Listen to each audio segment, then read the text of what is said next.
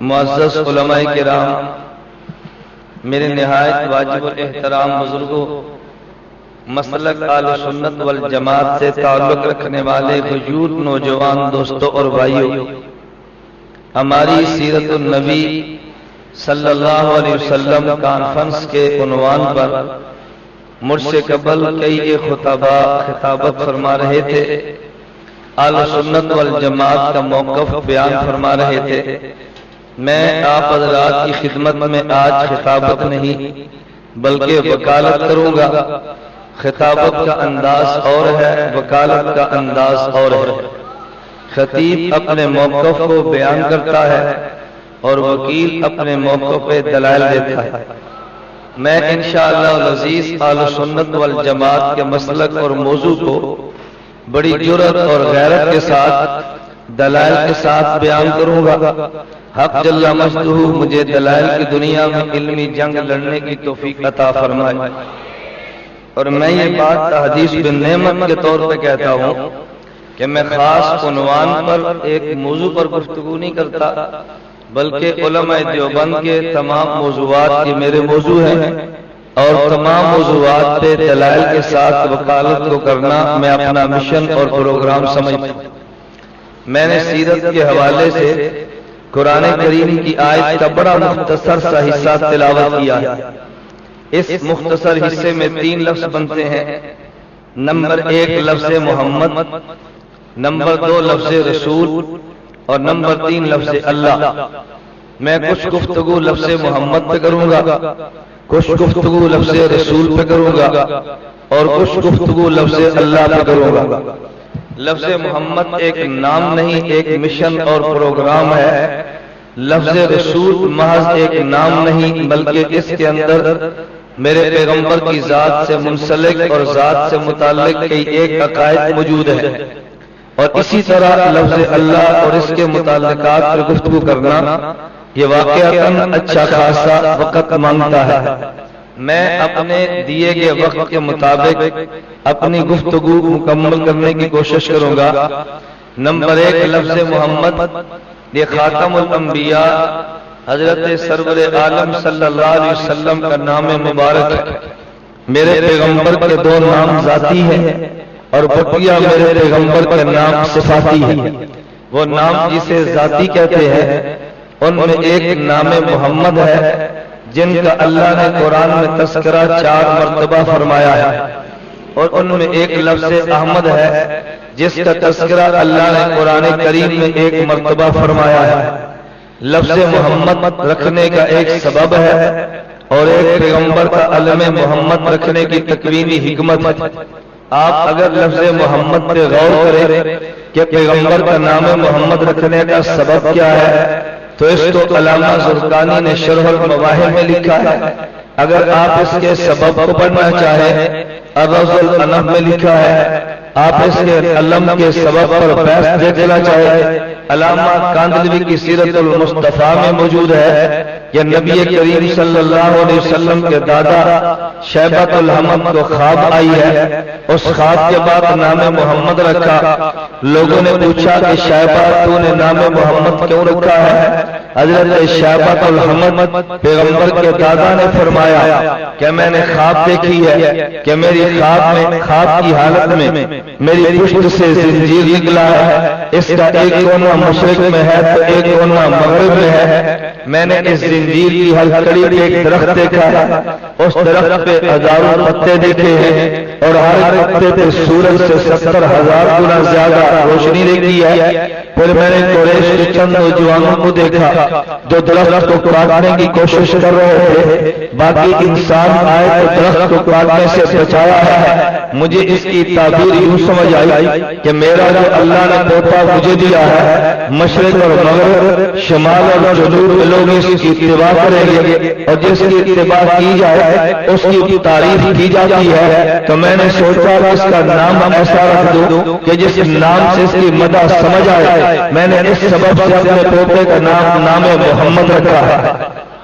حضرت محمد کے نام رکھنے کا سبب عرض کر رہا ہوں، اور ضمن بات آئی تو یہ بھی کہہ دوں حضرت عبد المطلب کا نام شیبۃ الحمد تھا۔ میں نے کہا میں خطابت نہیں وکالت کروں گا، میں ہر لفظ پہ کیوں سے بات کروں گا، محمد کیوں ہے میں اس پہ دلیل دوں گا، دادا شیبۃ الحمد کیوں ہے اس پہ دلیل دوں گا، عبد المطلب کیوں ہے اس پہ دلیل دوں گا، ہاں فقط قریش کیوں ہے اس پہ دلیل دوں گا، کعبہ بیت اللہ کیوں ہے اس پہ دلیل دوں گا، میں کہ لفظ پہ کیوں سے بات کروں گا، لیکن پھر بات لمبی ہوگی اور میرا عنوان مجھے خدشہ کی رہ نہ جائے تو میں اپنے عنوان کی بنیاد کے بعد مختصر بھی کروں گا، لیکن ہر بات پہ دلیل دوں گا۔ حضرت شیبۃ الحمد پیغمبر کے دادا ہیں، جب یہ پیدا ہوئے تو بوقت پیدائش ان کے سر میں سفید بال تھا، عربی زبان میں سفید بال کو شیبہ کہتے ہیں، اس لیے ان کا نام شیبۃ الحمد رکھا گیا۔ عبد المطلب کیوں کہتے ہیں؟ ان کے چچا کا نام مطلب تھا، یہ مدینہ سے مکہ جا رہے تھے، اپنے چچا کے پیچھے سواری پہ بیٹھے تھے، بال پرا گندا تھے، کپڑے ان کے غبار آلود تھے، تو کسی نے پوچھا مطلب یہ تمہارے پیچھے کون ہے؟ مطلب کیونکہ سردار تھا اس کو یہ بات کیسے جھجک آئی، میں کہہ دوں میرا یتیم بھتیجا ہے، لوگ کہیں گے بھتیجے کا خیال نہیں رکھتا، اس نے کہا میرا غلام ہے، عربی زبان میں غلام عبد کو کہتے ہیں، اس دن سے نام عبد المطلب یعنی مطلب کا غلام پڑا ہے۔ یہی شیبۃ الحمد تھے کہ جن کے بارے میں امام زرقانی نے لکھا ہے، فرمایا تم مصطفیٰ کی بات کرتے ہو، آؤ میں تمہیں پیغمبر کے دادا کی بات سناتا ہوں۔ والا شیبۃ الحمد الذی کان وجہہ، والا شیبۃ الحمد الذی کان وجہہ یضیء ظلام اللیل کالقمر البدری، تم نے پیغمبر دوسم کی بات کی ہے۔ پیغمبر کا دادا شیبۃ الحمد جب رات کی تاریکی کو باہر نکلتا تو یوں محسوس ہوتا کہ جیسے 14ویں کا چاند اتر آیا ہے۔ یہ میرے پیغمبر کے دادا عبد المطلب تھے۔ ایک نام محمد کا سبب ہے جو زرقانی میں لکھا ہے، اور ایک نام محمد کی حکمت ہے جو علماء دیوبند نے تحریف کی ہے، علماء دیوبند نے بیان کی ہے۔ میرے علم میں نہیں ہے کہ پیغمبر کے نام محمد کی حکمت علماء دیوبند کے علاوہ کسی اور کے قلم سے نکلی ہو۔ پیغمبر کے نام محمد کی حکمت کیا ہے؟ پیغمبر اس کائنات میں اللہ کے بعد سب سے بڑی ہستی ہے، اور دنیا میں جتنا بڑا انسان ہوگا اتنے ہی زیادہ اس کے مخالف اور دشمن ہوں گے، اور مخالفین کی عادت ہے کبھی ان کا قلم چلتا ہے کبھی ان کی زبان چلتی ہے اس پروگرام کو روکنے کے لیے، لیکن میں کہتا ہوں پہلے بھی مخالف پروگرام نہیں روک سکا اور آج بھی نہیں روک سکے گا، اور قیامت کی صبح تک آل حق کا مشن نہیں روکا جا سکتا۔ میرے پیغمبر کیونکہ بڑے تھے، میرے پیغمبر کے خلاف قلم بھی چلنا تھا، میرے پیغمبر کے خلاف زبان بھی چلنی تھی، میرے اللہ کے علم میں تھا،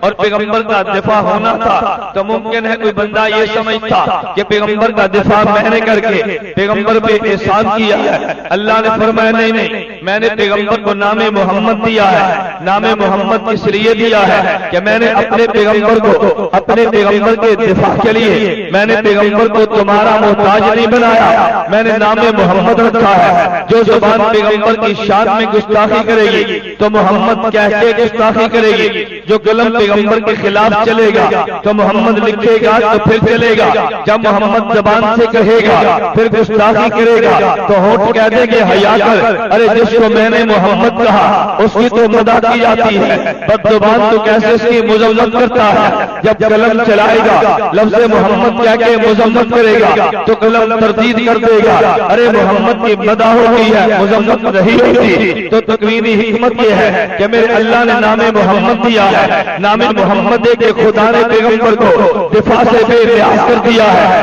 ارے تو دفاع کرے تیرے ایمان کا مسئلہ ہے، تو دفاع کرے میرے ایمان کا مسئلہ ہے، لیکن پیغمبر دفاع کا محتاج نہیں ہے۔ جو پیغمبر پر اعتراض کرے گا ہونٹ اس کی تردید کرے گا، جو پیغمبر کی شان میں گستاخی کرے گا قلم اس کی تردید کرے گا۔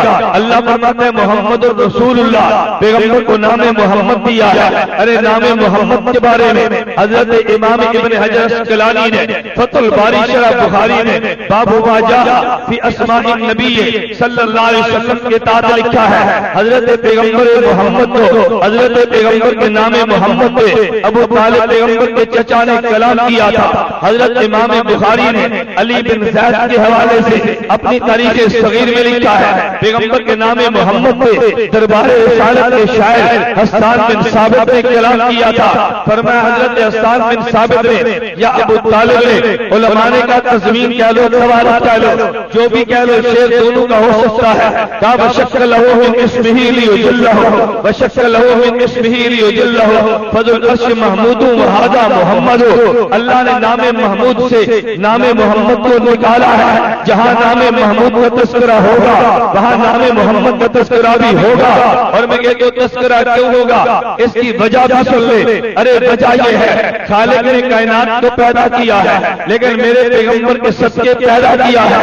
ارے جہاں پہ کائنات کے پیدا کرنے والے کا تذکرہ ہوگا تو جس کے سبب سے کائنات کو وجود ملا ہے، ارے اس کا تذکرہ بھی تو ہوگا۔ مجھے ایک آدمی کہنے لگا اور تم دیوبند والے بھی عجیب لوگ ہو۔ میں نے کہا بھئی دیوبند والوں کی بات تجھے کیا عجیب لگی ہے؟ کہتے ہیں اللہ قرآن میں کچھ کہتا ہے دیوبند والے کچھ کہتے ہیں۔ میں نے کہا نہیں دیوبند والے قرآن کے خلاف نہیں بولتے لیکن تم کبھی قرآن کو سمجھتے نہیں ہو تو دیوبند پہ اعتراض کر ڈالتے ہو۔ کہتے ہیں اللہ قرآن میں فرمائے وما خلقت الجن والانس الا لیعبدون کہ میں نے انسان کو پیدا عبادت کے لیے کیا ہے، اور دیوبند والے کہتے ہیں او جی محمد کے لیے کیا ہے صلی اللہ علیہ وسلم۔ قرآن نے کچھ کہا دیوبند والوں نے کچھ اور کہا۔ میں نے کہا نہیں میرا دوست میں تجھے مثال دیتا ہوں تاکہ تجھے بات سمجھ آئے۔ کبھی لوگ کہتے ہیں او جی یہ مثال سے بات کرتا ہے یہ دلیل کیوں نہیں دے رہا؟ میں نے کہا دلیل اگر مناظرہ ہو عالم کو دلیل دیتے ہیں، اگر مناظرہ جائز سے ہو تو پھر بات مثال سے کرتے ہیں۔ عالم کی سطح اور ہے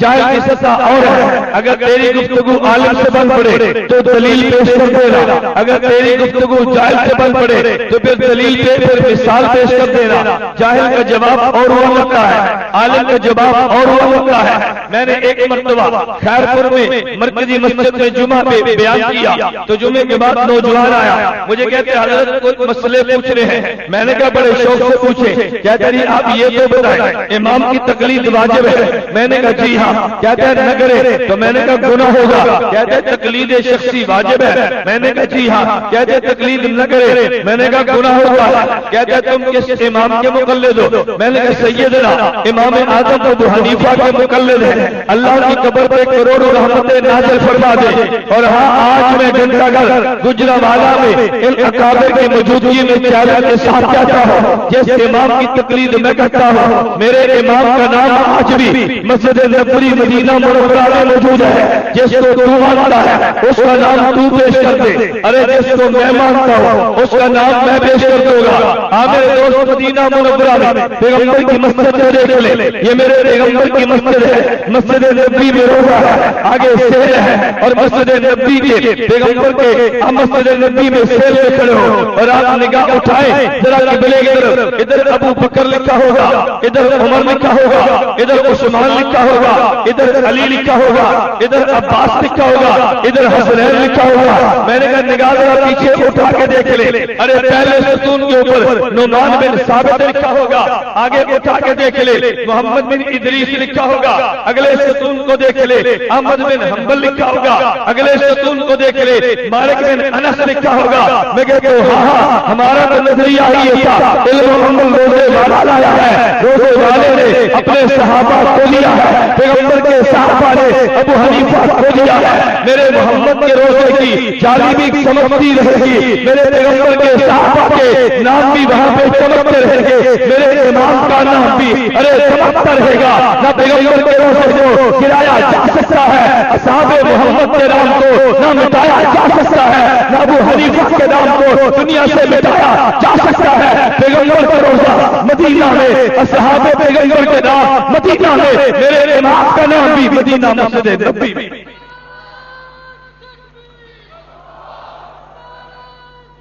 میں کہتا ہوں آؤ مدینہ منورہ میں آ کر دیکھو.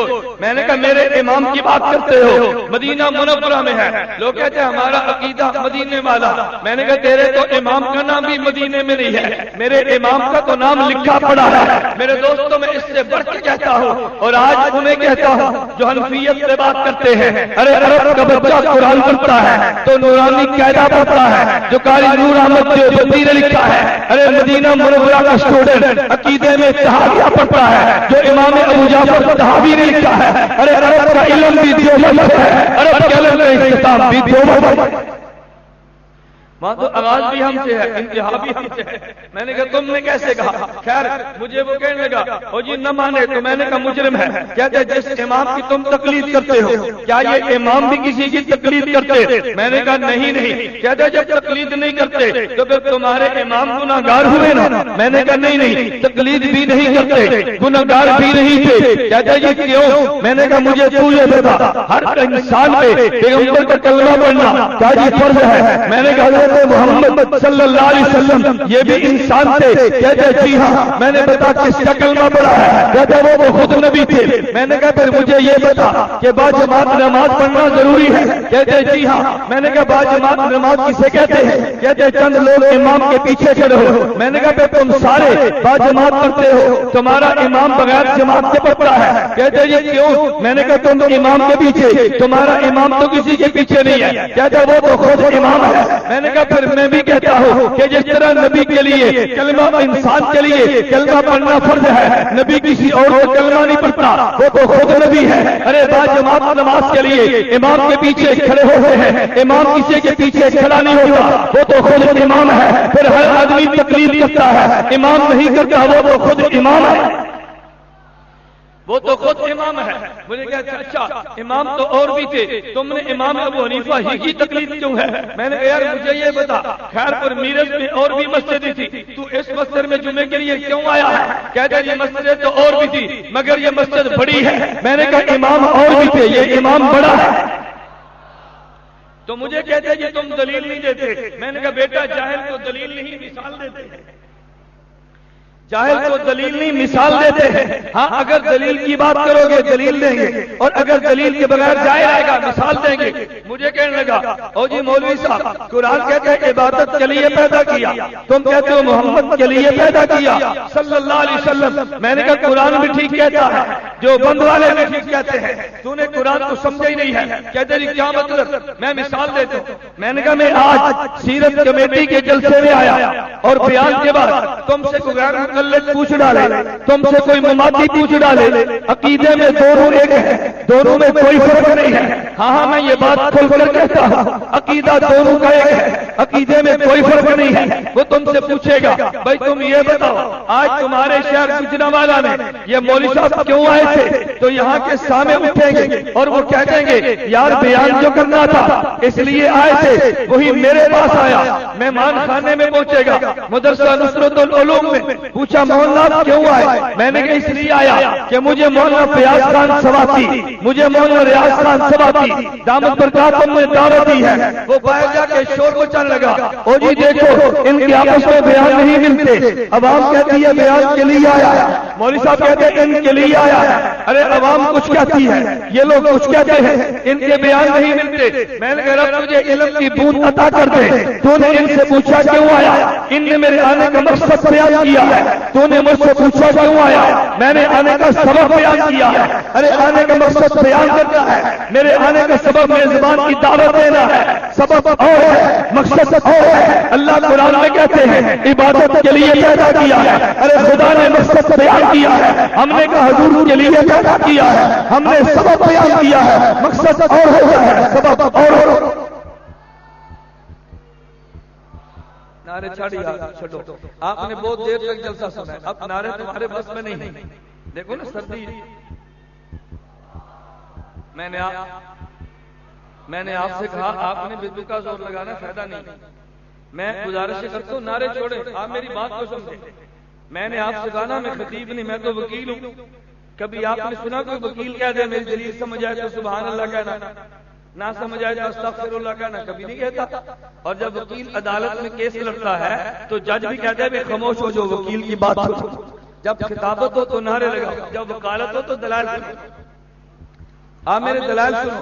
گزشتہ ہفتہ کراچی میں 6 اجتماعات تھے، کوئی اسٹیڈیم میں جلسہ، کوئی جامعات میں جلسہ۔ میں نے کراچی بحمداللہ تعالی اپنے کاغذ سٹینڈ پہ بیٹھے تھے، میں نے کہا میں اپنا موقف بیان کرتا ہوں، میرے موقف پہ غلطی ہو سٹیج پہ تردید کر دینا، اور اگر میرا موقف ٹھیک ہو پھر کھڑے ہو کے میری تائید کر دینا، تاکہ میں پنجاب میں کیا دوں کراچی کے کعبے میری خوش۔ اور میں اللہ کا شکر ادا کرتا ہوں، جامعۃ الرشید میں تھا، مفتی عبدالرحیم صاحب نے یہ کھلا دیا، میں نے کہا یہ سند ہے۔ خانقاہ میں تھا، حضرت مولانا حکیم اختر دامت برکاتہ اپنی ٹوپی اتار کے سر پہ رکھی ہے، میں کہتا ہوں یہ میرے لیے سند ہے۔ مولانا سعید دہلوی کو ملا، اپنی باسکٹ کو تاکہ مجھے پہنائی ہے، میں کہتا ہوں میں اس کو سند سمجھتا ہوں، اور میں تحدیث کی نعمت کے طور پہ کہتا ہوں پشاور سے لے کے کراچی تک علماء دیوبند اکابر میں سے ایک بزرگ بھی اس وقت نہیں ہے کہ جو بحمداللہ میری پشت پر نہ ہو، تمام اکابر نے ہماری سر پہ ہاتھ رکھا ہے، اور ہم اس کو سعادت اور اس کو اپنے نجات کا ذریعہ سمجھتے ہیں۔ خیر میں جو دلائل دے رہا ہوں وہ سمجھنا، میں یہ عرض کر رہا تھا اللہ نے نام محمد بے وجہ میں نے عرض کی ہے، وَشَكَّلَهُ مِنْ اسْمِهِ لِيُجِلَّهُ فَذُو الْعَرْشِ مَحْمُودٌ وَهَذَا مُحَمَّدٌ۔ عرش والے کو محمود کہتے ہیں اور فرش والے کو محمد کہتے ہیں۔ اگر میں نے وضاحت نہ کی نا تو میرے بیان کے بعد صبح کوئی کہہ دے گا ارے دیکھو جو موقف ہمارا تھا آج تمہارا جو بندی وکیل بیان کر گیا نا، تم کہو گے جی کیا؟ وہ کہے گا تم کہتے تھے خدا ہر جگہ پہ ہے، خدا حاضر اور ناظر ہے، تمہارے وکیل نے عرش والا کہہ دیا نا، معلوم ہوتا ہے اللہ عرش پہ ہے۔ میں نے کہا نہیں ہمارا یہ موقف نہیں ہے، جب ہم کہتے ہیں عرش والا ہے اس کا معنی یہ نہیں ہے وہ عرش پہ رہتا ہے، اس کا معنی یہ ہے زمین بھی اسی کی ہے، آسمان بھی اسی کا ہے، لیکن زمین پہ بندے بستے ہیں، آسمان پہ ملائکہ رہتے ہیں۔ ہم نے کہا سدرۃ المنتہا بھی اس کی ہے، وہاں تک ملائکہ کا آنا اور جانا ہے۔ ہم نے کہا صریف الاقلام بھی اس کا ہے، ارے وہاں تک کلم ملائکہ کی چلتی ہے۔ ہم نے کہا عرش بھی اس کا ہے، وجہ یہ ہے ارے عرش پہ مقام وہ آتا ہے جہاں تک ملائکہ بھی نہیں جاتے، انسان بھی نہیں جاتا۔ ہم نے عرش والا کہہ کے یہ بتایا ہے کہ وسع کرسی السماوات والارض، ارے ساتوں آسمان کے اوپر کرسی ہے، اس کرسی کے اوپر سمندر ہے، سمندر کے اوپر عرش ہے، وکان عرشہ علی الماء، ارے زمین پر لوگ کہتے گے ہم نے پانی کو مسخر کر لیا ہے، ارے لوگ زمین پر کہتے گے ہم نے ہواؤں میں جہاز چلا لیے ہیں، ارے لوگ اس زمین کے بارے میں کہتے گے ہم زمین کی تہ میں پہنچ کے خزانے نکال لائے ہیں۔ اللہ فرماتے ہیں ہاں ارے تم زمین میں ظاہری بات کر لو گے، فضا کی بات کر لو گے، ارے میں تو عرش والا ہوں۔ اللہ نے عرش والا کہہ کے اپنی طاقت کی انتہا بتا دی ہے کہ مخلوق کی ابتدا یہ خانہ کعبہ سے شروع ہے، مخلوق کی انتہا عرش معلیٰ تک ہے۔ خدا نے بتا دیا ارے کعبہ کو بیت اللہ کہتے ہیں اور عرش کو عرش اللہ کہتے ہیں، یہ کعبہ بھی میرا ہے اور عرش بھی میرا ہے۔ کوئی کعبہ مٹانا چاہے مٹا نہیں سکتا، عرش تک جانا چاہے تو جا نہیں سکتا، اور جب وہ لے جانا چاہے تو پھر روک نہیں سکتا، جب وہ لے جانا چاہے تو پھر روک بھی نہیں سکتا۔ میں ذوالعرش پہ دلائل نہیں دے رہا، میں گزشتہ مہینے سعودیہ جامعہ اسلامیہ مدینہ منورہ میں تھا، وہاں پہ طلباء جمع تھے، میں نے کہا کہ استوا علی العرش کی بات پاکستان کی نہیں ہے، یہ سعودیہ کی ہے۔ ہاں اور میں یہ بات کہتا ہوں اولئک آبائی فجئنی بمثلہ اذا جمعتنا یا جریر المجامع۔ طالب اس بات کو چھوڑ دے، تجھے یہ کہنا چاہیے لیس الفتى من یقول کان ابی الفتى من یقول ها انا ذا، مرد وہ نہیں جو کہ میرا دادا پہلوان تھا، مرد وہ جو کہتے ہیں مجھ سے بات کرو، میں کہتا ہوں قاسم ننوتوی نہیں، ارے مجھ سے بات کرو، رشید احمد گنگوہی نہیں، ہم سے بات کرو، مولانا اشرف علی تھانوی نہیں، ہم سے بات کرو۔ ہم اولئک آبائی بھی کہتے ہیں اور لیس الفتى من یقول بھی کہتے ہیں، ہمارے آباء و اجداد بھی بڑے تھے، اور ہم تو لکھا ہے لولا کلمہ خلقت الافلاک، یہ حدیث موضوع ہے، تمہارے مناظر نے ایسی بات کہہ دی ہے اسے کہہ دینا۔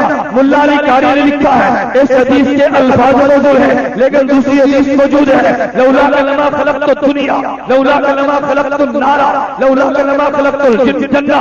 اگر ملا علی قاری ایک حدیث کے الفاظ کو موضوع کہتا ہے تو دوسری حدیث کے الفاظ کو صحیح بھی تو کہتا ہے۔ تو نے موضوع کو دیکھ کے اعتراض کیا ہے لیکن صحیح حدیث کے نظر پہ کیوں نہیں نہیں گزرتی. تو میں نے کہا میرے رب نے حضور کے لیے پیدا کیا ہے تو کائنات کو پیدا کرنے والے کو الہ کہتے ہیں, جس کے لیے پیدا کیا اس کو محمد کہتے ہیں. خالق کا تذکرہ بھی ہوگا تو محمد کا تذکرہ بھی ہوگا. اس لیے جو بند کا عقیدہ یہ ہے, توجہ, جو بند کا عقیدہ یہ ہے حضرت محمد کی تعریف کرنا ایمان ہے اور پیغمبر کی توہین کرنا کفر ہے.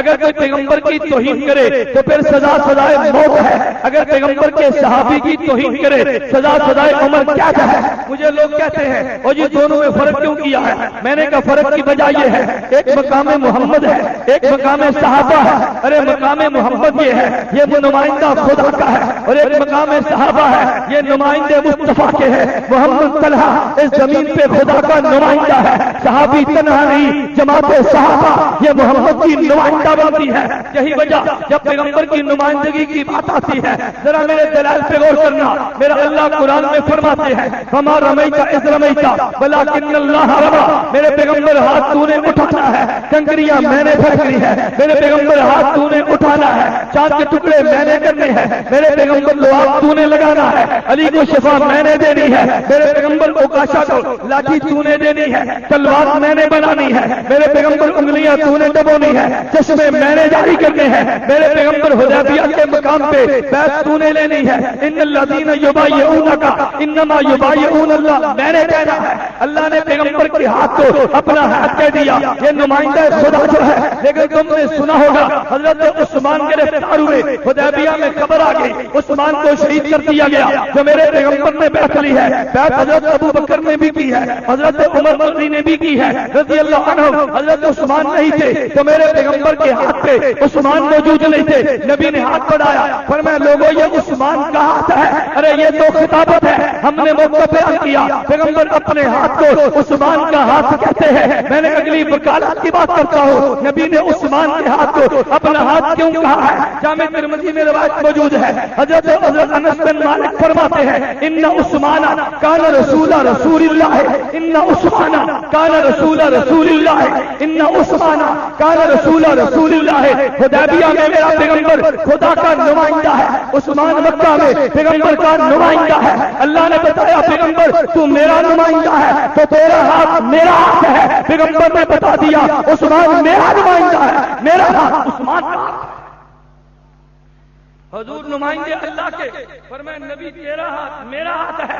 حضور نے فرمایا عثمان میرا نمائندہ تو میرا ہاتھ عثمان کا ہاتھ ہے. یہ نمائندہ مصطفیٰ ہے, وہ نمائندہ خدا کا ہے. مصطفیٰ نے مصطفیٰ کے ہاتھ کو خدا نے اپنا ہاتھ کہہ دیا اور مصطفیٰ نے عثمان کے ہاتھ کو اپنا ہاتھ کہہ دیا.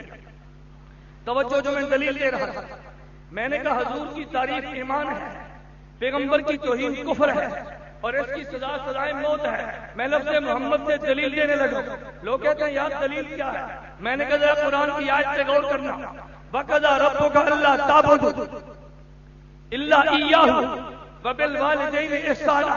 فرمایا عبادت خدا کی کرنا, ادب والدین کا کرنا.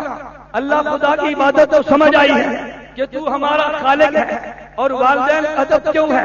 فرمایا تمہارے پیدائش کا سبب میں خالق ہوں, لیکن ظاہری سبب تمہارے ماں اور باپ کا وجود ہے. اگر میں خالق حکم نہ دیتا تمہیں وجود نہ ملتا, لیکن اگر میرے حکم میں تمہارے ماں اور باپ نہ ہوتے تمہیں پھر بھی وجود نہ ملتا. تو تم نے عبادت تو میری کرنی ہے, ادب تم نے والدین کا کرنا ہے. میں سے ایک اور بھی دلیل کے طور پہ بات کہتا ہوں. میرے دوست, اگر والد کافر ہو تب بھی ادب ہے, والد مومن ہو تب بھی ادب ہے, ماں تہجد گزار ہو تب بھی ادب ہے, خدا نہ کرے ماں رات سینمے میں گزارے تب بھی ادب ہے. مجھے ایک نوجوان نے کہا مولانا یہ بات سمجھ نہیں آتی, اگر باپ سود کھائے تب بھی ادب ہے, باپ کافر ہو تب بھی ادب ہے.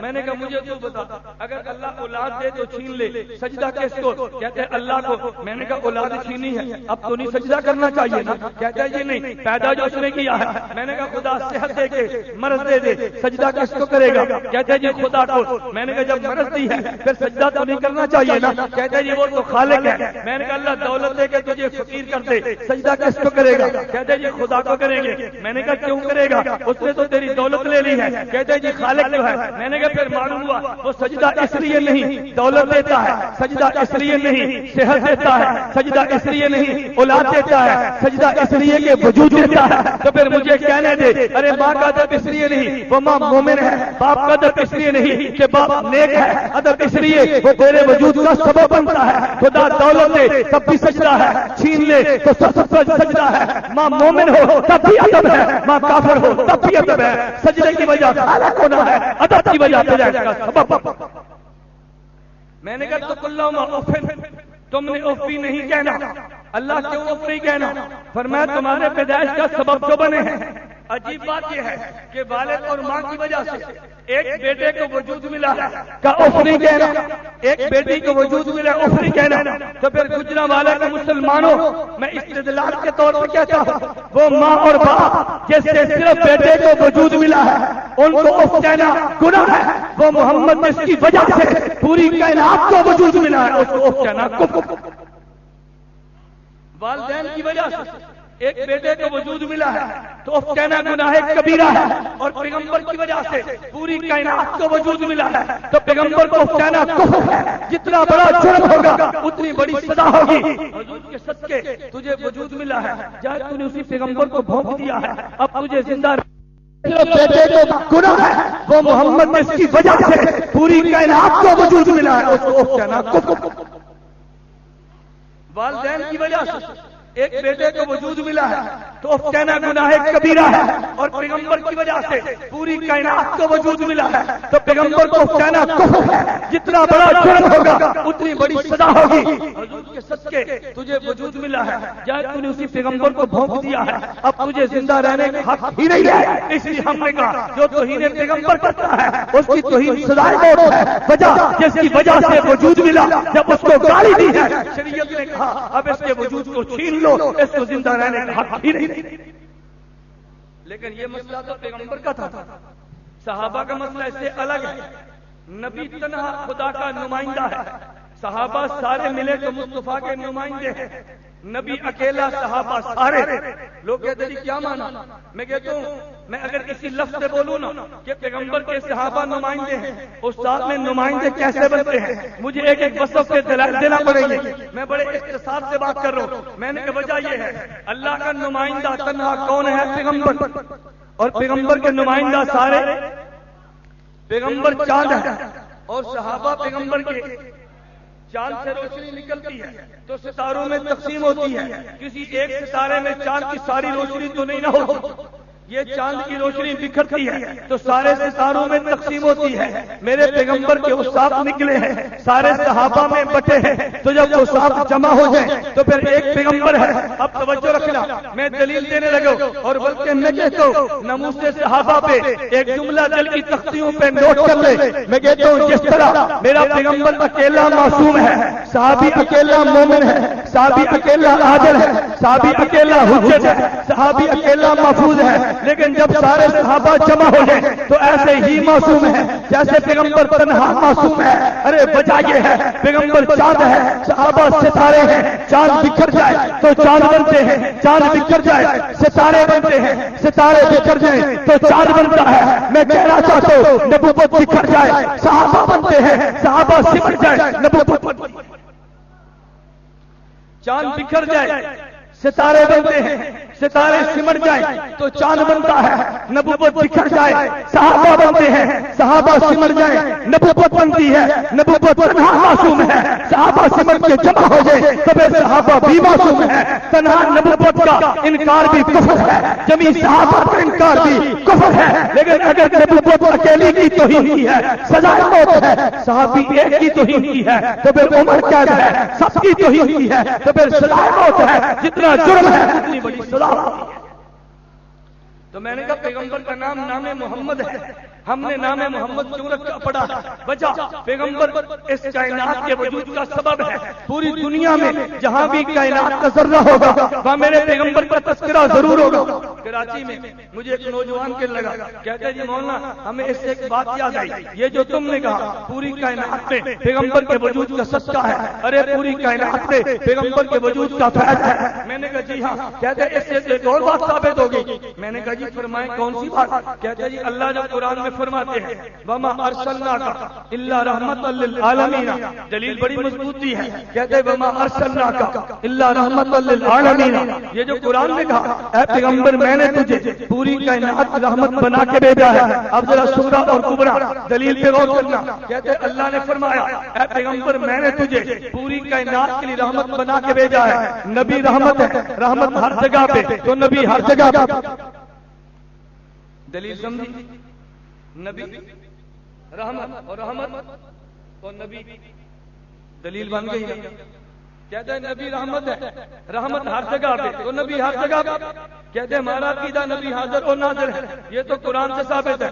میں نے کہا چلیے ایک آیت آپ نے پڑھی ہے نا، اگلی آیت میں پڑھتا ہوں، مجھے وہ سمجھا دے. ہمیں دونوں آیتیں سمجھاؤ. مجھے ایک لڑکے نے فون کیا، فون تو کرتے ہیں، میسج بھی کرتے ہیں، فون بھی کرتے ہیں. مجھے ایک نوجوان نے کہا او جی مولانا صاحب قرآن کی آیت ہے جس کے مطابق تمہارا عقیدہ نہیں ہے. میں نے کہا فرمائیں جی کون سی آیت ہے؟ کہتے ہیں انک لا تسمع الموتى، تمہارا اس آیت کے مطابق عقیدہ نہیں ہے. میں نے کہا ذرا ترجمہ کر. کہتے ہیں انک لا تسمع الموتى کا معنی یہ ہے مردے نہیں سنتے. میں نے کہا بہت اچھا، میں تیرے ترجمے سے اختلاف نہیں کرتا، ذرا آگے بھی پڑھنا. کہتے جی کیا؟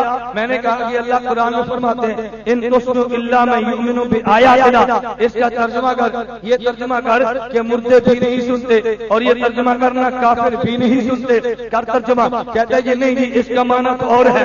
میں نے کہا آیت تو ایک ہی ہے، الگ الگ تو نہیں ہے. انک لا تسمع الموتى کا معنی یہ ہے میرے پیغمبر مردوں کو نہیں سنا سکتے. ان تسمع الا من یؤمن بآیاتنا کا معنی یہ ہے آپ کافروں کو نہیں سنا سکتے، تو کافر بھی سنتا ہے، مردہ بھی سنتا ہے، نبی نہ اس کو سنا سکتا ہے نہ اس کو سنا سکتا ہے. حضور نہ اس کو سنا سکتے ہیں نہ اس کو سنا سکتے ہیں. میں نے کہا جب اس نے ایک آیت اس نے پڑھی ہے، ایک آیت آپ پوچھ رہے، آپ کہنا بھی دونوں آیتوں کا ترجمہ تو کر دے، ہم سمجھیں گے تجھے قرآن آ گیا ہے. ایک آیت کا معنی اور کیا ہے، دوسری آیت کا معنی اور کیا ہے.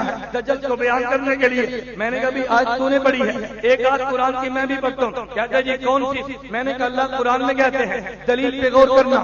هو الذی جعل الشمس ضیاء، اللہ کہتا ہے میں نے سورج کو ضیاء اور روشنی بنایا ہے. میں نے کہا تیری طرح میں بھی کہتا ہوں، تو نے کہا تھا نا اللہ نے پیغمبر کو کائنات رحمت بنایا ہے، نبی رحمت ہے، رحمت ہر جگہ پہ، نبی ہر جگہ پہ. میں بھی دلیل دیتا ہوں، سورج روشنی ہے، روشنی ہر جگہ پہ، سورج ہر جگہ پہ. دلیل سمجھ آئی؟ سورج بولیے نا، سورج روشنی ہے اور روشنی تو کیا سورج ہر جگہ پہ؟ کہتا ہے جی نہیں. میں نے کہا کیوں نہیں؟ کہتے ہیں سورج وہاں پہ، روشنی ہر جگہ پہ. تو میں نے کہا یہی معنی اس آیت کا کر لینا.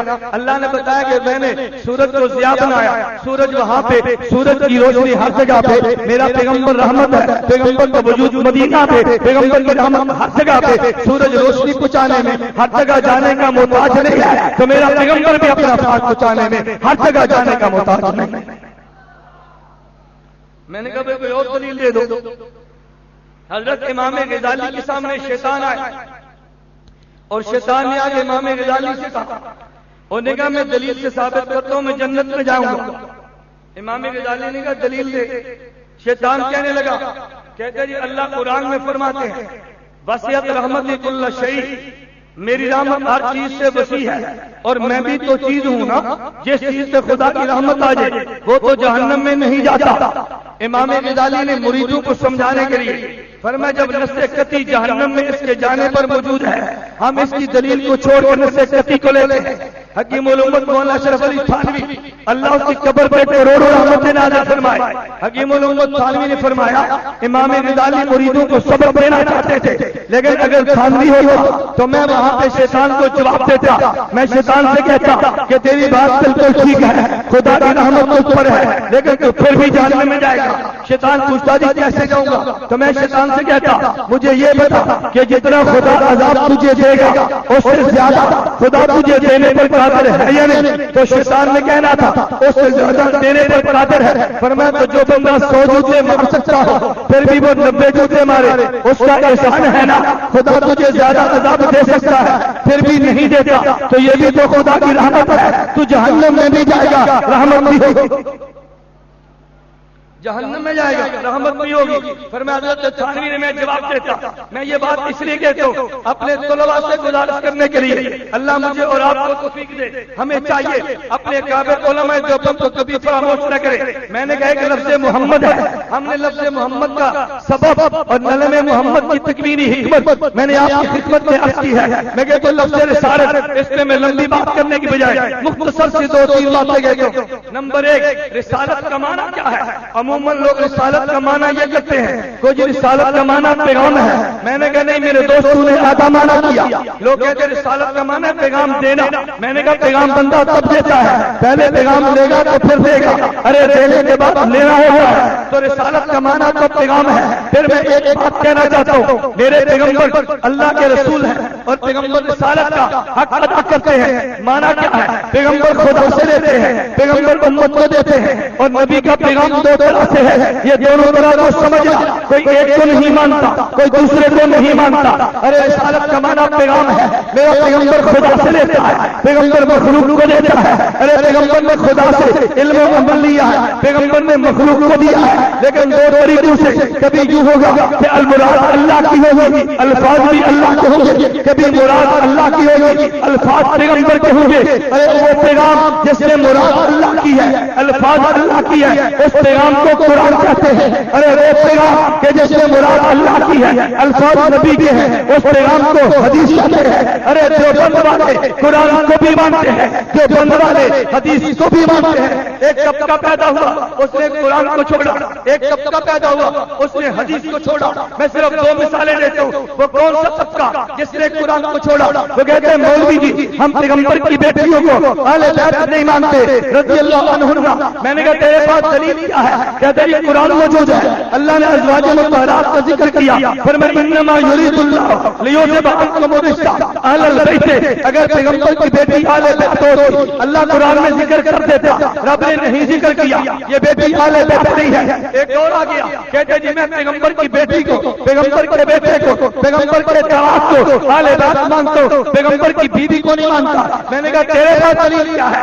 اس نے بھی دلیل دی ہے، کہتے صحیح مسلم میں حدیث موجود ہے، نبی پاک تشریف فرما ہے، حضرت علی آئے چادر کے نیچے لیا، حضرت زہرا آئے چادر کے نیچے لیا، حسین آئے چادر کے نیچے لیا، حسن آئے چادر کے نیچے لیا رضی اللہ عنہ۔ پھر پیغمبر نے فرمایا ہاں اولئک اہل بیتی، یہ چاروں میرے اہل بیت ہیں۔ اگر عائشہ اہل بیت ہوتی رضی اللہ عنہا پیغمبر چادر کے نیچے لے لیتے، اگر حضرت حفصہ اہل بیت ہوتی رضی اللہ عنہا پیغمبر چادر کے نیچے لے لیتے۔ وہ قرآن کو چھوڑتا ہے، یہ حدیث کو چھوڑتا ہے۔ میں نے کہا جو بند والوں کا موقف یہ ہے، ہم پیغمبر کی بیویوں کو اہل بیت مانتے ہیں، خدا کا پیغام آیا ہے، قرآن بن کے آیا ہے، ہم پیغمبر کی بیٹیوں کو نوازوں کا اہل بیت مانتے ہیں۔ ارے پیغمبر کی حدیث میں ہے، یہ بھی خدا کا پیغام بن کر آیا ہے۔ فرق اتنا ہے قرآن میں مراد اللہ کی، الفاظ بھی خدا کے ہیں، حدیث میں مراد اللہ کی ہے، الفاظ پیغمبر کے ہیں۔ قرآن بھی پیغام خدا کا ہے، حدیث بھی پیغام خدا کا ہے۔ قرآن ہمارے تب بھی بیان ہے، حدیث ہمارے تب بھی بیان ہے۔ ازواج مطہرات اہل بیت ہیں، قرآن کی وجہ سے پیغمبر کی بیٹی اور جماعت اہل بیت ہیں، حدیث کی وجہ سے یہ بھی پیغام ہے وہ بھی پیغام ہے۔ دوسری مثال، ایک آدمی کہتے ہیں جی جہاد میں بندہ گیا، میں نے کہا جی ہاں، کہتے ہیں میدان جنگ میں گیا، لڑ رہا، لڑتے ہوئے شہید ہو گیا۔ ہم نے قرآن کو کھول کے پڑھا تو قرآن سے پوچھا بھائی شہید کسے کہتے ہیں؟ قرآن نے کہا لا تقولوا لمن يقتل في سبيل الله، ارے جو قتل ہو جائے وہ زندہ ہے، توجہ، ارے قتل تو جسم ہوتا ہے، یہ جسم قتل ہو گیا تو قرآن نے کہا جسم زندہ ہے۔ ایک سوال باقی تھا، اللہ جسم کا تو پتہ چلا زندہ ہے، یہ روح کہاں چلے گی؟ روح زندہ ہے یا مر گئی؟ ہم روح کے بارے میں کیا ایمان رکھے؟ میرے پیغمبر کو مسلم کی حدیث آ گئی، حضرت پیغمبر کی حدیث آ گئی، پیغمبر صلی اللہ علیہ وسلم نے فرمایا شہید کے بدن سے سے جب روح نکلتی ہے ارواحوں کی جیوف طیر خضر، یہ سبز پرندے کی کوٹھوں میں جاتی ہے، لیکن عدیل معلقۃ بالعرش، یہ اللہ کے عرش کے نیچے جو قندیل لٹکی ہے اس میں پرندہ رہتا ہے۔ پھر اللہ کے پیغمبر نے فرمایا تسرو من الجنت حیث تشاء، یہ پوری جنت میں جہاں چاہے سیر کرتی ہے۔ اب دو طبقے آگے، ایک طبقے نے کہا او جی ہم جسم کو زندہ مانتے ہیں، ہم روح کو نہیں مانتے۔ میں نے کہا دلیل کیا ہے؟ کہتے جی قرآن میں آ گیا۔ ایک اور طبقہ پیدا ہوا، کہتے جی ہم روح کو زندہ مانتے ہیں، بدن کو نہیں مانتے۔ میں نے کہا تیری دلیل کیا ہے؟ کہتے جی حدیث میں آ گئی ہے۔ میں نے کہا دیوبند والے قرآن بھی مانتے ہیں، ارے دیوبند والے حدیث بھی مانتے ہیں، ہم نے شہید کے بدن کو زندہ مانا قرآن کی وجہ سے، شہید کی روح کو زندہ مانا حدیث کی وجہ سے۔ جو قرآن کو نہیں مانتا وہ بھی بے ایمان ہے، جو حدیث کو نہیں مانتا وہ بھی بے ایمان ہے۔ شہید کا جسم زندہ ہے، یہ قرآن میں ہے، شہید کی روح زندہ ہے، یہ حدیث میں ہے۔ قرآن بھی پیغام ہے، حدیث بھی۔ ہم قرآن بھی مانتے ہیں، حدیث بولیے نا، قرآن بھی مانتے ہیں، حدیث۔ رسالت کا معنی پیغام ہے، پیغام کا معنی اللہ سے لینا ہے اور امت کو دینا ہے۔ میں نے کہا یہ دونوں پیغام ہیں، میں تو پیغام پہ بات کر رہا تھا۔ چلیے لفظ رسالت پہ دوسری بات سنیں، مولانا کا بھی تفصیلی خطاب ہوگا۔ میں کہتا ہوں دوسری بات سنیں، رسالت کا معنی تو پیغام تھا، میں پیغام کے حوالے سے بات کہتا ہوں۔ ارے ہاں پیغام دینے والوں کے بارے میں لوگوں نے کہا ارے آدم بھی آئے تھے، حضرت عیسیٰ بھی آئے تھے اور سارے پیغمبر آئے تھے، لیکن لوگوں نے جملہ کہا تھا، کہتے لوگوں کو یہ بتاؤ حضرت آدم آئے وہ بھی رسول بن کر آئے تھے، لیکن آدم صفی اللہ کہتے ہیں، حضرت نوح رسول بن کر آئے تھے نجی اللہ کہتے ہیں، حضرت موسیٰ رسول بن کر آئے تھے کلیم اللہ کہتے ہیں، حضرت عیسیٰ رسول بن کر آئے تھے روح اللہ کہتے ہیں۔ میرا سوال یہ ہے ان سب کو کلیم اللہ، نجی اللہ، روح اللہ، صفی اللہ کہتے ہیں، جب یہ سارے رسول تھے رسول اللہ کیوں نہیں کہتے؟ تلک رسول فضل اللہ، جب قرآن نے رسول کہا تو پھر کہو نا آدم رسول اللہ، ابراہیم رسول اللہ، نوح رسول اللہ، کیوں نہیں کہتے؟ گجرانوالہ کے دیوبند والوں میں کہتا ہوں ہمارے دیوبند کے ذوق کے بھی ذرا غور کرنا۔ رسالت کا معنی پیغام ہے، خالق سے لینا ہے، ارے امت کو دینا ہے، تو رسالت کا معنی لینا ہے۔ حضرت آدم نے لیا ہے، لینے کا ڈنڈ اور ہے، میرے پیغمبر نے لیا ہے، ارے لینے کا ڈنڈ اور ہے۔ آدم نے دیا ہے، دینے کا ڈنڈ اور ہے، میرے پیغمبر نے دیا ہے تو دینے کا ڈنڈ اور ہے۔ تو کہے گا جی وہ کیسے؟ حضرت آدم کو خدا نے دیا ہے، جنت میں بٹھا کے دیا ہے، حضرت نوح کو دیا ہے، جودی پہاڑ تک لے جا کے دیا ہے، ابراہیم کو دیا ہے، شیخا سے بیت اللہ پہنچا کے دیا ہے، حضرت موسیٰ کو دیا ہے، طور سینہ تک لے جا کے دیا ہے، حضرت عیسیٰ کو دیا ہے، چوتھے آسمان تک پہنچا کے دیا ہے۔ اور جب میرے اور تیرے پیغمبر کی باری آتی ہے اللہ میرے پیغمبر کو دیتا ہے، کبھی بیت الحرم میں لے جا کے، کبھی مدینہ منورہ پہ جا کے، کبھی طور سینہ دکھا کے، کبھی بیت المقدس لے جا کے، ہاں کبھی اللہ میرے محمد کو دیتا ہے آسمانوں پہ لے جا کے، کبھی میرے محمد کو دیتا ہے اللہ صدیق کے کندھوں پہ بیٹھ کے، کبھی اللہ میرے محمد کو دیتا ہے عائشہ کی کوکھ میں سلا کے، اور کبھی اللہ محمد کو دیتا ہے اچھے معلّہ تک پہ جا کے۔ سارے انبیاء لینے کے لیے گئے ہیں، لیکن چوتھے آسمان جنت کے اوپر نہیں گئے، اللہ نے پیغمبر کو دیا ہے، عرش معلّہ تک لے جا کے دیا ہے، اور پھر نبیوں نے امت کو دیا ہے تو دینے کا ڈنڈ اور ہے۔ آدم سے پوچھے آپ نے کس کو دیا ہے؟ فرمایا انسان کو دیا ہے۔ حضرت موسیٰ سے لے کر عیسیٰ سے پوچھے علیہ السلام تم نے کس کو دیا ہے؟ کہا انسانوں کو دیا ہے۔ ارے پیغمبر سے پوچھو کس کو دیا ہے؟ فرمایا جنوں انس کو دیا ہے، حور و غلمان کو دیا ہے، میں نے کائنات کے ہر پتے کو رب کی طرف سے آنے والا پیغام دیا ہے۔ ارے اس سے بڑھ کے میں بات کہتا ہوں، انبیاء سے پوچھو تم نے کس کو دیا ہے؟ وہ کہیں گے امت کو دیا ہے۔ حضور آپ نے کس کو دیا ہے؟ فرمایا امت کو بھی دیا ہے، امت کے نبیوں کو بھی دیا، امت کو بھی دیا، امت کے ذرا دلیل پہ غور کرنا کیسے دیا ہے؟ میں کہتا ہوں ہاں تو نے نماز پڑھی ہے امام کے پیچھے، قیامت کے دن اللہ کے دربار میں آئے گا، اللہ تجھے رکوع کا ثواب دے گا، تو نے کیا۔ ذرا توجہ رکھنا جو میں دلیل دینے لگا۔ اچھا بھائی امام کے پیچھے ہم بھی نہیں پڑھتے، تم بھی نہیں پڑھتے، ذرا ان سے پوچھو نا کہ بھائی قیامت کے دن جب آئیں گے اللہ اجر پوری نماز کا دے گا، امام نے پڑھی مقتدی نے پڑھی ہے، لیکن قیامت کے دن تم بتاؤ اللہ ہمیں فاتحہ کا اجر دے گا یا نہیں؟ بولیے ہم نے پڑھی ہے، کیوں دے گا؟ امام نے پڑھی ہے، امام کے پڑھے سے ہمیں اجر ملے گا۔ اچھا ان سے پوچھو کہ تم نے امام کے پیچھے جو سورت نہیں پڑھی تمہیں اجر ملے گا؟ کہیں گے کہ ملے گا۔ اچھا پوچھو کیوں ملے گا؟ وہ کہتے ہیں اس لیے کہ سورت امام نے پڑھی اجر ہمیں بھی ملے گا۔ تو میں کہتا ہوں یہ بات ثابت ہو گئی نا کہ جب مسجد میں نماز پڑھتے ہیں تو پھر امام کو دینے کے لیے نہیں، امام سے لینے کے لیے جاتا ہے۔ تو تیرا امام تو تیری مسجد کا ہے اور میرا پیغمبر تو 1,24,000 انبیاء کا امام بیت المقدس ہے۔ ان انبیاء نے قیام بھی کیا ہے، ان نے رکوع بھی فرمایا ہے، سجدہ تشہد بھی کیا ہے، سلام بھی پڑھا ہے، لیکن ہمارے دعوے کے مطابق ان انبیاء نے امام کے پیچھے فاتحہ نہیں پڑھی۔ علامہ قادر بھی کہتے ہیں وَلَقَدْ آتَيْنَاكَ سَبْعًا مِنَ الْمَثَانِي، اللہ نے فاتحہ ان کو دی بھی نہیں ہے، انہوں نے پڑھی بھی نہیں ہے، میرے محمد کو دی بھی ہے، پڑھی بھی ہے۔ میں کہوں گا فاتحہ نہیں پڑھی، تو کہے گا کہ بقیہ قرآن نہیں پڑھا، تو پہلے ان انبیاء نے امام کے پیچھے قرات تو نہیں کی ہے۔ قیامت کے دن آئیں گے، سجدے کا اجر ملے گا، خود کیا ہے۔ قیام کا اجر ملے گا، خود کیا ہے۔ رکوع کا اجر ملے گا، خود کیا ہے۔ قیامت کے دن اللہ انبیاء کو تلاوت کا اجر دیں گے، اس لیے کہ ہمارے محمد نے پڑھی ہے۔ ہاں ہاں پھر تیرا امام تجھے دیتا ہے، میرا پیغمبر انبیاء کو دیتا ہے۔ پھر میں کہنا چاہتا ہوں رسالت کا معنی تھا اللہ سے لینا، امت کو دینا۔ پہلے انبیاء لینے میں اترا ہے، میرا پیغمبر دینے میں آنا ہے۔ پہلے پیغمبر دینے میں اترا ہے، میرا پیغمبر دینے میں آنا ہے۔ یہ لینے پر آیا تب بھی آگے نکلا ہے، یہ لینے پر آیا تب بھی آگے نکلا ہے۔ فرمایا آدم بھی رسول تو تھا مگر رسول اللہ محمد کو کہنا ہے۔ ارے نوح بھی رسول تھا، رسول اللہ محمد کو کہنا ہے۔ آدم کے علاوہ عیسیٰ بھی رسول تھے، رسول اللہ میرے محمد کو کہنا ہے۔ اللہ وجہ کیا ہے؟ فرمایا وجہ یہ ہے وہ رسول تھے لیکن اس درجے کے نہیں تھے جس درجے کا میرا محمد تھا۔ کیا مانا؟ اس سے رسالت کی ابتدا بھی ہے، انتہا بھی ہے، رسول اول بھی ہے، رسول آخر رسول اول بھی ہے، رسول۔ آپ نے حضور کے نام پڑھے ہیں؟ میں آخری بات کہتا ہوں، حضور کے نام پڑھے ہیں صلی اللہ علیہ وسلم، اس نے آپ نام پڑھا ہوگا نبی اول نبی آخر، پڑھا یا نہیں؟ جھوٹ نہ بولو، نہیں پڑھا تو وہ نہیں پڑھا، اگر پڑھا تو پھر کہو پڑھا۔ میں اس بات کا قائل ہوں کہ میری رعایت میں کہیں، جو بات غلط ہے مجھے کہو اور جو بات ٹھیک ہے میری تائید کرو۔ اس لیے میں عموماً کہتا ہوں کہ جو تنقید کرنا جانتا ہو اس کو تنقید سہنے کی بھی عادت ہونی چاہیے۔ لوگ تنقید کرتے بڑے شوق سے ہیں لیکن تنقید سہنے کی ہمت نہیں ہوتی۔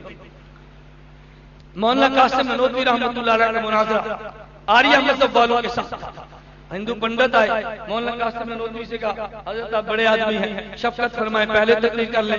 مباحثہ شاہ جہان پور میں مولانا قاسم نانوتوی نے فرمایا بے نہیں، تمہاری تقریر پہلے ہوگی میری آخر میں ہوگی۔ حضرت کیوں؟ فرمایا جس پیغمبر کا میں نے کلمہ پڑھا ہے وہ پیغمبر آخری ہے، میری تقریر آخر میں ہوگی۔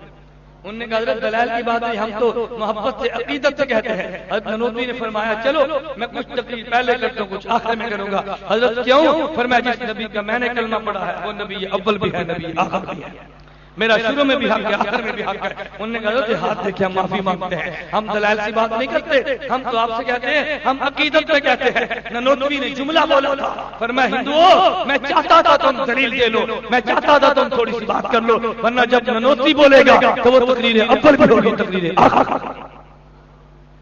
حضرت نانوتوی نے پھر 3 گھنٹے وجود الہ پہ فلسفہ بالذات فلسفہ بالعرش کی بنیاد پہ دلائل دیے۔ ہندو پنڈت نے کھڑے ہو کے اعلان کیا، اس نے کہا آج ہم نانوتوی کی فتح کا اعلان کرتے ہوئے اعلان کرتے ہیں آج انسان نہیں انسان کی زبان پہ الہام کا فرشتہ بولتا تھا۔ میں کہہ رہا تھا خیر میں نے یہ بات اس لیے کی ہے کہ تمہیں اگلی دلیل سے پہلے قاسم نانوتوی سمجھ آیا۔ مولانا قاسم نانوتوی سے پوچھا حضرت ہمارے پیغمبر اول بھی آخر بھی ہیں کیسے؟ نانوتوی کا علم دیکھو۔ مولانا نانوتوی فرمانے لگے توجہ ادھر دیکھو، میرے ہاتھ کو دیکھو ادھر دیکھو۔ مولانا نانوتوی فرمانے لگے یہ تمہارے پاس کاغذ ہے، یہ تمہارے پاس پرکار ہے، تم نے کاغذ کے وسط میں پرکار رکھی ہے دائرہ بنانے کے لیے۔ جب پرکار کو چلاتے ہیں جہاں پہ پرکار رکھتے ہیں اسے دائرے کا مرکز کہتے ہیں، جہاں پہ نقطہ لگتا ہے پھر پرکار چلنا شروع ہوتی ہے اور ایک جگہ پہ پرکار ختم ہوتی ہے۔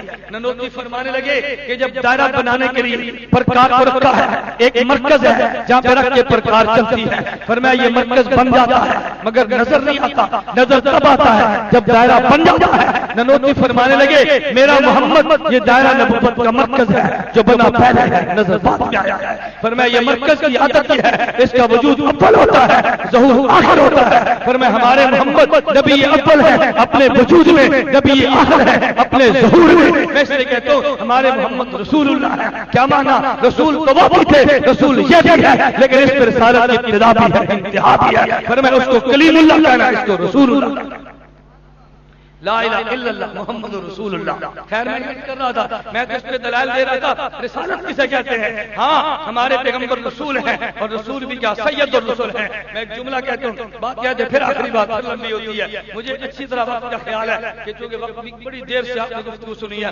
اللہ مجھے اور آپ کو بات سمجھنے کی توفیق دے۔ میں نے کہا ہمارے پیغمبر محمد ہیں، نام میں یکتا ہے، ہمارے پیغمبر رسول ہیں، لقب میں یکتا ہے، ہمارے پیغمبر رسول اللہ ہیں، اس میں بھی یکتا ہے۔ رسول اللہ کیا کہ خدا نے بتا دیا۔ میں صرف ایک بات آپ سے اللہ پہ کیا ختم کرتا ہوں، خدا نے بتا دیا یہ رسول اللہ ہے۔ ہاں ہاں اللہ رسول اللہ تو پھر کیا ہوا؟ فرمایا میں نے دولت نہیں دی، رسول اللہ ہے۔ میں نے شروع میں حکومت نہیں دی، رسول اللہ ہے۔ میں نے شروع میں طاقت نہیں دی، رسول اللہ ہے۔ اللہ پھر کیا ہوا؟ فرمایا اس لیے نہیں دی، اگر میں حکومت دے کے رسالت دیتا تو صحابہ پہ لوگ اعتراض کرتے، اس لیے کلمہ پڑھا نبی جو دولت والا تھا، اس لیے کلمہ پڑھا نبی جو حکومت والا تھا، اس لیے کلمہ پڑھا نبی جو طاقت والا تھا، اللہ اس لیے نہیں دی۔ ہاں ہاں میں کہتا ہوں تکوینی امر، فرمایا ایک بات اور بھی ہے، میں اس لیے اس کو دولت نہیں دیتا، تکوینی حکمت پر غور کرنا۔ ارے وجہ یہ ہے اللہ نے بتا دیا میرا محمد یتیم بھی ہے، میرا محمد غریب بھی ہے، میرا محمد مسکین بھی ہے، میرے محمد کے پاس طاقت بھی ہے، لیکن یہ رسول اللہ ہے، یہ نمائندہ میرا ہے۔ اگر جلسے میں سپاہی آ جائے اور ایک سپاہی سے لوگ کہتے ہیں، وہ کہتے ہیں اسپیکر بند کر دو، لوگ کہتے ہیں جی بند کرو، دوسرا جذباتی لڑکا کہتا ہے اور یار کیا حیثیت ہے سپاہی کی؟ آدمی سمجھدار کہتا ہے او بھائی یہ سپاہی کے پیچھے ایس ایچ او ہے، ایس ایچ او کے پیچھے ڈی ایس پی ہے، ڈی ایس کے پیچھے ڈی آئی جی ہے، اس کے پیچھے آئی جی ہے، اس کے پیچھے ہوم سیکرٹری ہے، اس کے پیچھے چیف سیکرٹری ہے، اوپر وزارت داخلہ ہے، اوپر وزارت اور صدارت ہے۔ یہ سپاہی نہیں آیا حکومت کا نمائندہ بن کر آیا ہے۔ میرے خدا نے بتایا میرے محمد کو نہ دیکھنا، مجھے دیکھنا، یہ محمد نہیں ہے رسول اللہ ہے، نمائندہ میرا ہے۔ جب یہ چلے گا تو اس سے جنگ نہ لڑنا، اس سے جنگ میری جنگ ہوگی۔ تم نے نہیں دیکھا میں نے پیغمبر کی آمد سے 53 دن پہلے بتا دیا، ابرا یمن سے چلا تھا کعبہ کو گرانے کے لیے، وہ بدبخت کعبہ سمجھتا تھا، خدا نے بتا دیا ابرا یہ کعبہ نہیں ہے بیت اللہ ہے، تم بیت سے نہیں اللہ سے لڑو گے، یہ محمد نہیں رسول اللہ ہے، رسول نہیں اللہ، یہ محمد رسول اللہ ہے۔ ابرا یمن سے چلا تھا بڑے ذوق کے ساتھ، میں نے یمن میں جا کے وہ جگہ دیکھی ہے جہاں ابرا نے وہ برکت القلیس میں کنیسہ بنایا تھا، خدا کی قسم 1.5 مرلے کی جگہ ہے، آج وہاں کوئی جانور بھی پیشاب کرنے کے لیے تیار نہیں ہے، اور جس بیت اللہ کو گرانے کے لیے آیا تھا آج اس بیت اللہ میں 24 گھنٹے دنیا طواف کرنے والی آج بھی دنیا موجود ہے۔ فرمایا دیکھو یہ وہ بیت اللہ تھا، یہ رسول اللہ ہے۔ ابرا بڑے ناز کے ساتھ چلا تھا، مکہ میں پہنچا ہے، حضرت عبد المطلب نے کہا او بھائی ہمارے اونٹ دے دے، اس نے کہا اونٹوں کی بات سردار ہو گئے، فرمایا رب البیت والابل بیت سیمن ہو، اونٹ میرے ہیں بیت اللہ، یہ کعبہ خدا کا ہے، اونٹ میں مانگتا ہوں، کعبے کی بات خدا کرے گا۔ عبد المطلب نے خانہ کعبہ میں گئے، خانہ کعبہ میں جا کے ہاتھ اٹھائے ہیں، ہاتھ اٹھا کے عبد المطلب کہتے ہیں اللہم ان المرء یمنع رحلہ فمنع رحالکی فانصر علی آل السلیب عابدیہ اليوم آلکی لا یغلبن سلیبهم ومحال ابدا محالکی جر جمیع بلادہم والفیلک یشکو ایالکی جر جمیع بلادہم والفیلک یشکو ایالکی امامو حماک بکیدہم جہلم ومارقبو جلالکی۔ اللہ نے تو خود نمٹ، پھر میرا خدا نمٹا ہے، جو کعبہ سے لڑتے وہ بیت اللہ کا وجود مٹایا ہے، جو آج محمد سے لڑے گا خدا وجود مٹا دیں گے، وہ بیت اللہ کا یہ رسول اللہ ہے۔ فرمایا رسول سے لڑو گے تم خدا سے لڑو گے، نمائندہ میرا ہے، کعبہ سے لڑو گے مجھ سے لڑو گے، یہ میرا گھر ہے۔ اللہ مجھے اور آپ کو رسالت سمجھ کر اس پر عمل کی توفیق